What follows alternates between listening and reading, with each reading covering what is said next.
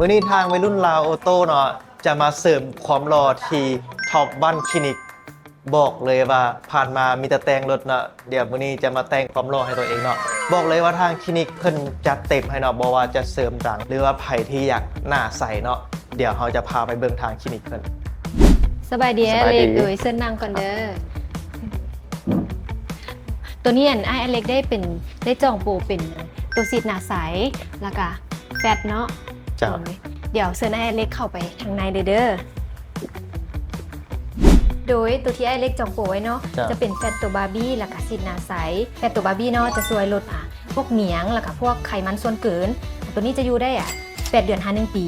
ตัวนี้แมนซีดหนาใสมันจะช่วยลดฝ้ากระจุดด่างดำแล้วก็ช่วยลดริ้วรอยแล้วมันจะไปเติมคอลลาเจนให้หน้าขาวใสกระจ่างตัวนี้แมนซีดจะอยู่ได้1 ปี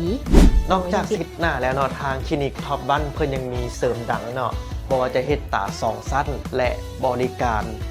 อื่นๆหลากหลายเดี๋ยวเราจะพาไปชมเนาะนอกจากนั้นแล้วเนาะทางคลินิกท็อปบ้านเพิ่นยังมีหมอที่เชี่ยวชาญทางด้านนี้โดยเฉพาะและที่สำคัญแม่น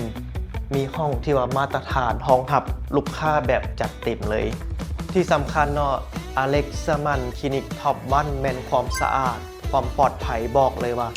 คลินิกท็อปวันการันตีให้ 100% แน่นอนสำหรับเป้าสาวคนใดที่ว่าอยากฝากความงามเนาะแนะนำมาฝากที่คลินิกท็อปวันเลยเนาะเพิ่นให้บ่ได้แต่ความเสียใจเนาะที่สำคัญ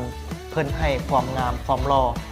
เดี๋ยวเขาจะมาแนะนำสถานที่เนาะ คลินิกเขาตั้งอยู่บ้านทัดหลวงกลางเส้นเวียงเจริญคลินิกเปิดวันจันทร์วันอาทิตย์เปิดตั้งแต่9 โมงเช้าฮอด7 โมงแรงใครสนใจมันเข้ามาเยี่ยมยามคลินิกเขาได้เด้อ